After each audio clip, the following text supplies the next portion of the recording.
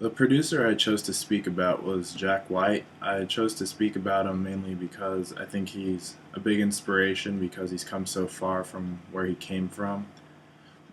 He came from a lower middle class background based out of Detroit, and it's inspiring to just see someone with that kind of background come up into a internationally and commercially successful state in their life. Um, Pretty much, Jack was just out of Detroit, picked up his first instrument, which was the drums, at the age of 6. And as a teenager, he was really into blues music, which was a huge influence on the White Stripes, which was his first commercially successful band. After his success with the White Stripes, he established two other bands, which ended up also becoming commercially successful, and they were the Raconteurs and the Dead Weather. And he just kept going from success to success and ended up collaborating with artists such as Alicia Keys, Conan O'Brien, which isn't an artist, but he ended up actually recording some music with him with the label he ended up establishing in 2009. Something that I really think is really interesting about Jack White is that he was independent since day one.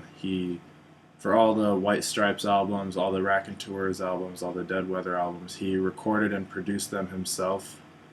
And when it came to releasing them, he released them with an independent label called Sympathy for the Record Industry. And to me, that's just something amazing to do because in today's entertainment business industry, it's rare to see any artist, musician, or even producer get off the ground without dealing with major labels or all the corporate side of the business. Um, One of his biggest collaborations he had was with Alicia Keys with the song Another Way to Die, which ended up becoming the theme song for Quantum of Solace, the 007 movie, the James Bond movie. He ended up collaborating with Danger Mouse, which is another really well-known producer, and eventually he was actually featured in a documentary called It Might Get Loud with Jimmy Page and The Edge from U2. And since then, Jack White has established his label in 2009, which is Third Man Records, and he's had artists. He re-released all the White Stripes, Raconteurs, and the Dead Weather albums again through the label because they were his property. And he has worked with artists from Transit, Jack White, his solo project, the 5678, Conan O'Brien, the Cold War Kids, Drive-By Truckers, Insane Clown Posse, and many more artists.